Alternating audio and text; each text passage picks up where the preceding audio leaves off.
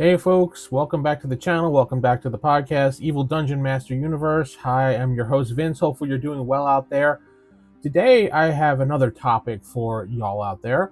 I was looking around on Twitter and or X, whatever you want to call it, and something reminded me of an article in 1979 Dragon Magazine by Gary Gygax. In 1979 Dragon Magazine, he had proposed the race or half race of ogres in AD&D. They were a dedicated hybrid race, mostly gaining interest among players when they saw it. Now, I think it was revamped in the Best of Dragon number 3 or something like that. I don't have that one available, but I was looking through it and I couldn't find it, but I saw someone mention that, so don't quote me on that one. The races in AD&D were kind of balanced to ensure humans remained the long-term dominant player choice, because they gave restrictions on everything else because they wanted people to play humans mostly. And D&D, from a Gygax point of view, was always human-centric. So they always had unlimited levels, unlimited classes. They could do whatever they wanted. And while the demi races all got, restrictions on this or that or whatever. So allowing too many human or hybrid races risks campaigns becoming overrun with non-human player characters, and Gary wanted to foster more of a human-type campaign. And I know, me personally, I do play a lot of human-based characters, and once in a while I'll play an elf or a dwarf, but mostly I like to play human-based characters. And I don't know why, but I'm just one of those people, and you probably have one of those people in your group. Now, half-ogres are obviously an offspring of human and ogres with clear strengths and weaknesses that are outlined in the article.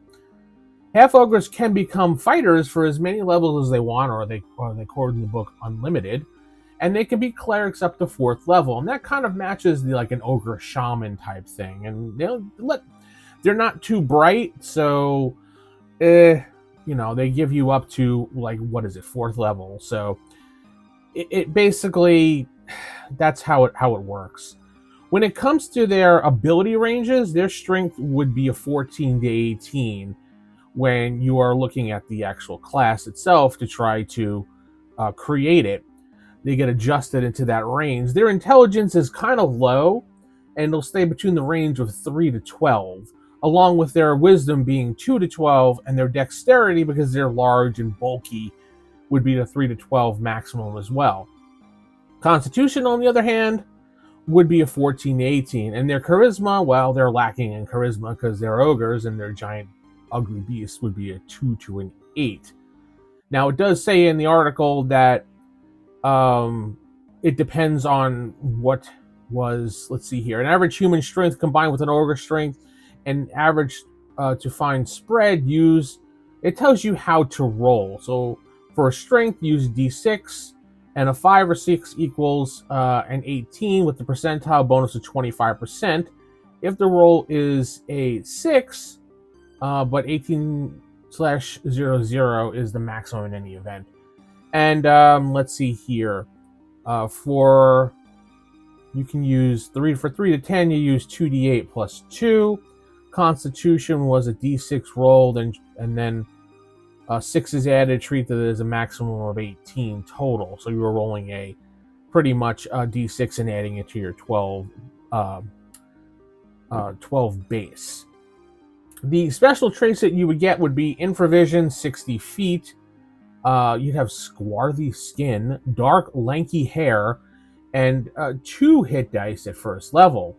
You would speak orc, ogre, and troll if raised by ogres. And the advantages are you would have the high physical power, the toughness, the strong NPC utility as guards or mercenaries is what they would have. Disadvantages would severely be limited mental and social stats, and class restrictions, obviously, and poor charisma when looking towards other races when they look at you. Obviously, just like a half orc, most people look down on them as half monsters, atrocities, and things like that. They didn't really like them. Gary warned that freely allowing hybrids opens up a giant can of worms, just like allowing, I think he says it in the Dungeon Master's Guide, maybe, I believe. You can play monster races as player characters, but that opens up a can of worms, and he doesn't really suggest it, though he does talk about how you can do it. So when you do homebrew hybrid races, you should always carefully design and test and kind of restrict things. Like, again, Gary doesn't discourage, but he does warn. And a lot of people, yeah, whatever, and they learn the hard way when they allow half minotaurs in their campaign. And I'm looking at me. I allowed a person to play a half minotaur type character in the campaign, and it pretty much wrecked everything in the campaign because I didn't homebrew the race carefully, like Gary said, and I kind of went, yeah. And this was early on, way back in the 80s, when I was first, taking the DM reins after the great Joe DM disappeared. So if players tend to flock, and this is one thing that Gary warns, and I remember reading this, is if players tend to flock to one certain race, it indicates, according to him, there is some type of design flaw that flavors power over balance. And most players will kind of drift towards that because they want that combat advantage.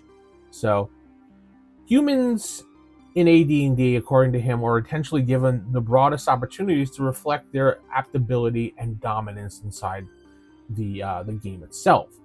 Now, you can take a look at this article that I have up here and just look it over, and it talks about in detail what I spoke of just in this summary. And maybe you may want to play this in your campaign, you may not. I don't think it's going to break too much because it's kind of... It's very combat oriented, so when it came to like social events or anything in town, you're going to be SOL so much that you're probably not going to want to play it if you're that type of player.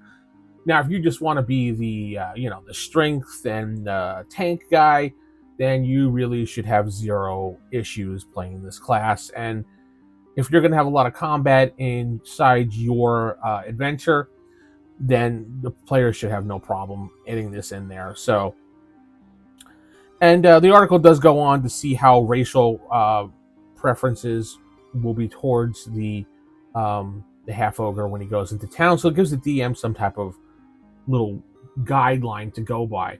Now, you obviously don't have to abide by that, but it's generally a good idea because not everybody is happy, rainbow-go-lucky people, and this is a fantasy world, so people in the medieval fantasy world of Dungeons and Dragons don't necessarily like each other, and there are racial biases, and that's how the game worked, and I'm not going to apologize for that.